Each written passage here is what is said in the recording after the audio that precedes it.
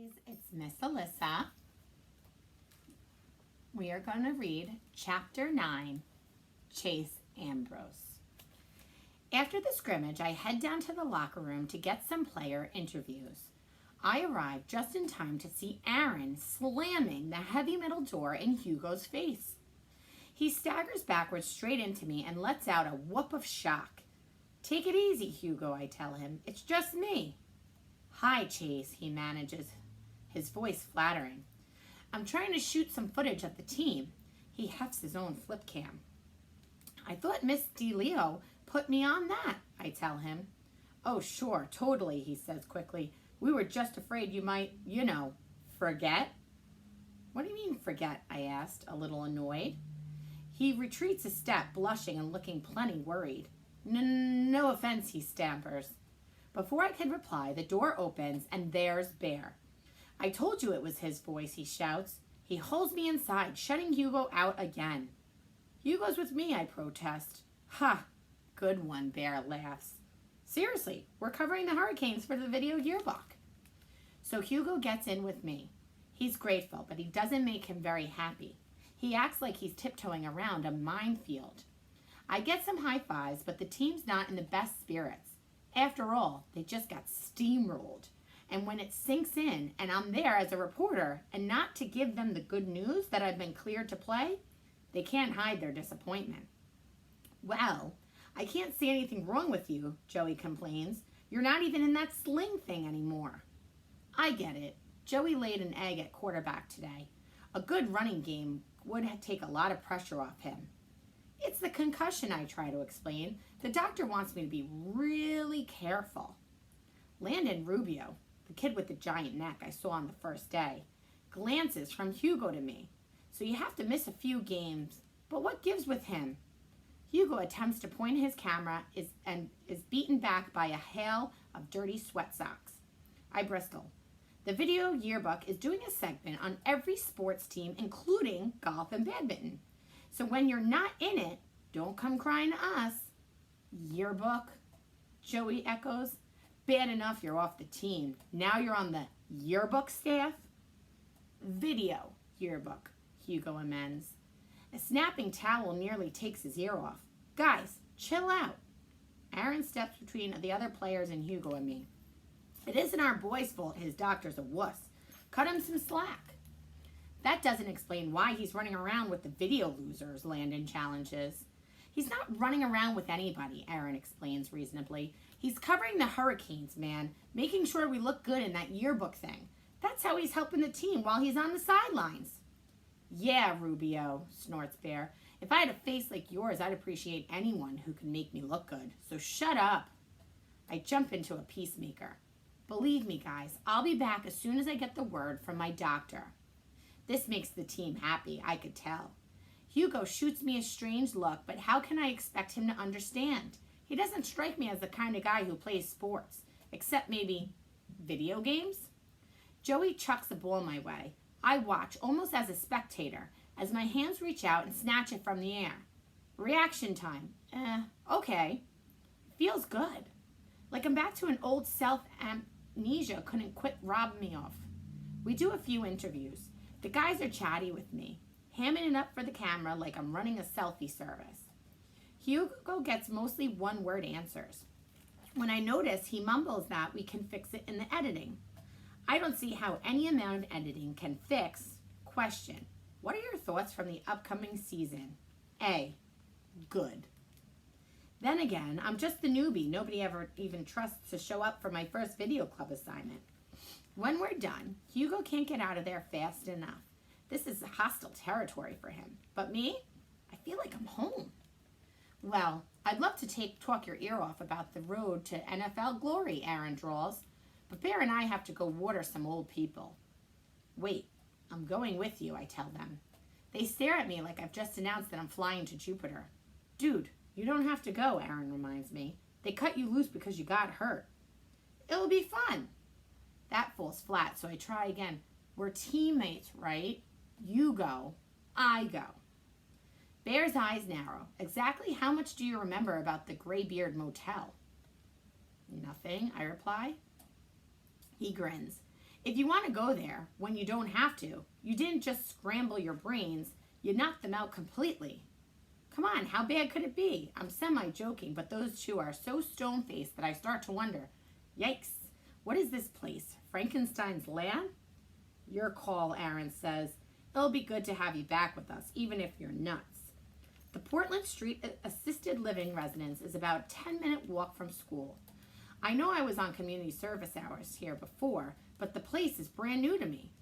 It's a boring 3-story building with a wide circular drive and a broad landscape front dotted with benches and outdoor picnic tables. There are several elderly people outside enjoying the warm weather. A couple of them wave and call out greeting to us. I wave back. Aaron and Bear ignore them. As the main door slides open in front of us, Bear mumbles, "Hold your breath." It's an odd combination of two smells that don't mix. Fresh flowers and hospital-like antiseptic? Not great, but you get used to it in a hurry. We report to Nurse Duncan, who's the head nurse on duty. She's surprised to see me. I got better, I tell her, so I figured I should finish off my community service. The court told you that? She asked. I shake my head. I came up with it on my own. We don't believe it either, Aaron jokes with the mock cemeterian. That's very noble, Nurse Duncan says. Well, I've got you boys on the snack cart today. It doesn't normally take 3, but we'll give Chase a soft job on his first day back. We get a rolling cart laden with juice boxes, cookies, crackers, and free newspapers. By the time we get off to the elevator on the 3rd floor, Aaron and Bear have helped themselves to half the merchandise. Believe me, they have more Oreos than these mummies ever could gum down, Aaron says when I look disapproving. And I assure you, oh, perfect. 1, you sampled plenty of cookies off the cart. I reach back for a snack-jacking memory, but come up empty. I'll have to take his word for it. Bear tears open a bag and dumps a small pile of ginger snaps into my hand. I take a tiny bite, glaring at my partners in crime, who are chowing down in a blizzard of wrappers and crumbs. We played a football game this morning, Bear reminds me. You work up an appetite. Not everybody's too delicate like you. I guess I'm not too delicate to bend over and pick up your garbage, I snap back. I might be getting the hang of being friends with these two. We go door to door, offering the residents snacks and papers. When I was in the hospital, all the staff and volunteers who came into my room were really nice and friendly. Well, Aaron and Bear are the opposite of that. Aaron's the polite one. He flings the door wide and barks, "Snack cart!" This is followed by, "What do you want?" from Bear. They call all the men Dumbledore and all the women Dumbledora, and respond to any question with a combination of shrugs and grunts. When I can't stand anymore, I ask what I could do for everybody and usually end up adjusting bed heights, searching for lost TV remotes, and occasionally calling nurses. You're slowing us down, man, Aaron complains. At this rate, we'll never blow this stand. Quiet, I hiss. They'll hear you. You're joking, right? Bear snares. Most of these old fossils can't remember to change the batteries in their hearing aids. The last thing any of them hear are the A-bomb test at the Yucca Flat. They're not as deaf as you think, I shoot back. The lady in 212 definitely heard it when you ripped one in her living room. Aaron laughs. Now that's the Chase we know and love. Those jokes are funny when it's the 3 of us. Not so much when the old people are around. Most of them are pretty frail. They definitely deserve more respect than they're getting from us. Maybe Aaron and Bear ran out of patience because they got no choice about community service, and I'm here on purpose. Maybe I was out of patience too before my amnesia made me forget it, but I find the residents kind of interesting. They remember stuff in real life that you can only read about in history books. There's a lady in 326 whose father was one of the firemen on the scene of the Hindenburg disaster. The guy in 318 was a communications expert at Houston Mission Control when Neil Armstrong first set foot on the moon. In room 209 lives a guy who's totally blind, yet tells the most vivid stories of growing up 2 doors down from Baseball Hall of Famer Joe DiMaggio. The rule is that if someone is not in or sleeping, we leave a juice box and a packet of cookies on the table. The man in 121 is snoring in an easy chair when I notice the black and white photo on his nightstand. It's a picture of a young soldier bowling his head to receive a military decoration from an important-looking man with a round steel-rimmed spectacles. Is that President Truman, I whisper? Aaron looks bored. Who cares? Let's get out of here. If this Dumbledore wakes up, he'll take your ear off. But I'm hooked. The only medal you get straight from the president is the Medal of Honor. This guy's a hero. Big deal, Bear scoffs. Back in the day, there were so many wars that they handed over medals like Hershey Kisses.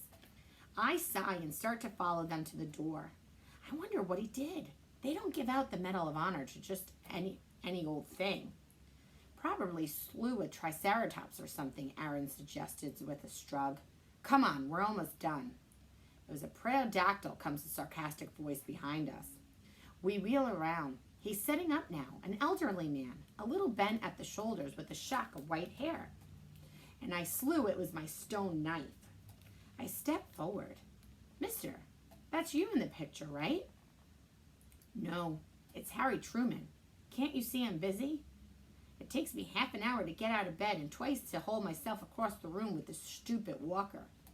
He's obviously not busy. He just wants to be left alone. Maybe he doesn't like us very much. Apparently, not all the residents are hard of hearing. Aaron and Bear are already slouching out of the room. Sorry, I mumble. Follow them into the hall. You've got a lot to learn, Ambrose, Aaron tells me. Get one of these Dumbledores talking about his war days and you'll be here till you're as old as he is. I have to admit, it's probably good advice. All right, I say, let's just finish. We work our way down the hall to the last room on the floor. Almost done, Aaron groans. Just Cloud 10 and we could get out of here. Cloud 10, I echo. You're going to love this one, Bear assures me. You know Cloud 9? Well, this old bag's at least one cloud up from that. Half the time, she's convinced that it's some fancy hotel and we're room service. I see their point, but I feel kind of bad for Miss Swanson, who bustled around her living room in a frilly pink dressing gown dotted with sequin flowers. She's obviously losing touch with reality, and there's nothing hysterical about that. At first, she thinks we're come to visit, and she asks us to move the furniture into what she calls a conversation grouping. Aaron and Bear ignore her, but what harm will it do, really? So I shuffle a few chairs, no big deal. My friends are mugging at me behind her back the whole time, trying to make me laugh. They might be the smart ones. By the time I'm finished, sweaty and breathing hard, Miss Swanson is looking at me like she's too polite to ask who I am and why I'm rearranging her apartment. Aaron and Bear are snickering out now. We drop off her cookies and juice and head for the door, but she comes bustling after us, waving her pocketbook. She digs around, comes up with a $20 bill and offers it to me. Don't leave without your tip, she says. I take a step back. Oh no, I couldn't accept. Before I can manage another word, Bear's meaty hand snatches the money away. Enjoy your stay, he says, Miss Swanson, with a big phony smile. And he's out the door like a shot. Aaron, hot on his heels. I catch up to him in the hall. You can't take that money. That's like stealing. No, it's not, Bear replies. She gave it to me. Actually, she gave it to you, but you were dumb and didn't take it. Yeah, but I fumble for the right words. You know as well as I do that lady's not all there. That's discrimination, he says. I'm not biased against dizzy old bats who haven't got a clue what the deal is. They could give me money just like everybody else. You don't know her. She would have gotten really upset if you hadn't taken it. She wants to believe what she wants to believe.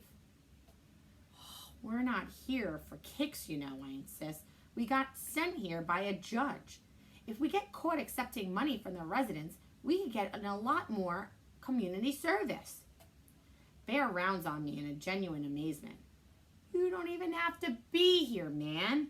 You made us bring you. I'm stubborn. Give the money back. Aaron tries to be reasonable. The museum pieces in this dump, they forgot their old saggy butts if they weren't attached. But the time the door closed behind us, I guarantee Cloud 10 forgot where we were. If we go to her and try to straighten this out, it'll be like showing her how crazy she is. You want to be responsible for that? I know he's snowing me, but he's also kind of right. I doubt we could explain to Miss Swanson that she just tipped the community service guys, But even if we could, she'd be embarrassed and upset and probably more confused than before. We should give that money to charity, I mumble. Done, Bear agrees. It goes to my favorite charity, the Take a Bear to Lunch Fund. Who's up for pizza? We all laugh, but I'm laughing a lot less than these two. The whole thing leaves a sour taste in my mouth, and pizza's the last thing I'm thinking about. We stop in to see Nurse Duncan so Aaron and Bear could get their timesheet signed. I'm not technically on community service anymore, so there's no timesheet for me. Then we're heading for Pizza Place like nothing ever happened. I keep looking at Bear, expecting to see the 20 glowing orange and burning through the pocket of his jeans. I can't explain it, but the more they goof around, tripping and shoving each other, the less appetite I have for lunch. You okay, Ambrose? Aaron tosses at me in concern. You don't look so hot. I'll catch up with you guys later. I pound back in the direction of Portland Street. I hang a left and sprint up to the assisted living residence, then dash in the sliding glass door and straight to room 100. I pull a fistful of crumpled bills from my pocket and fish out a 20. Aaron's right. I'd never be able to explain to Miss Swanson why I'm giving her money for what she could only see as no reason. No, my plan is simpler than that. I'll slip it right under her door. When she notices it, she'll just assume she dropped it. As I squat down and pass the bill through the gap between the door and the carpet, it occurs to me that if anybody sees me, it will look like I'm the one doing something sleazy, not the one making it right. Luck is with me, though. I'm able to return the 20 unobserved. No, not return. I remind myself, I'm out $20 in this deal. I feel a little resentful when I picture Aaron and Bear feasting on pizza that I'm essentially paying for, but it's a small price tag for being able to sleep at night. As I make my way out again, I pause in front of 121, the Medal of Honor's guy's door room. I squint at the small plaque on the wall. Mr. Julius Solway. The door is open a crack, and I catch a glimpse of Mr. Solway struggling across the room on his walker. Suddenly, a baleful eye is glaring at me through the opening. You're back, Mr. Solway's raspy voice growls from inside. What do you want now? My first instinct is to flee, but curiosity gets the better of me. Which war was it, I asked, old man? You know, where you won the medal. The Trojan War, he barks. Remember Achilles? I was the one who got him right in the heel. It stings, but I say, I didn't mean to disturb you, and I start away. Korea, he calls after me retreating back. 1952. I turn. It's an honor to meet you, Mr. Solway. You must have done something really heroic. Everyone did, he replies gruffly. A lot of brave men are still buried there. They're the heroes. I'm just the one they picked to hang a bubble on. I can't help but asking, what did you do to earn the medal, I mean? I could still only see one eye, but it's impossible to miss the flash of impatience. I stood on my head and spit nickels. Listen, smart guy, when you get to my age, you don't always remember the details of every single event in your life, but I don't expect a young punk like you to understand that. He closes the door. Old people are supposed to have wisdom, but Mr. Solway is definitely wrong with me. I've already forgotten more than he'll ever know.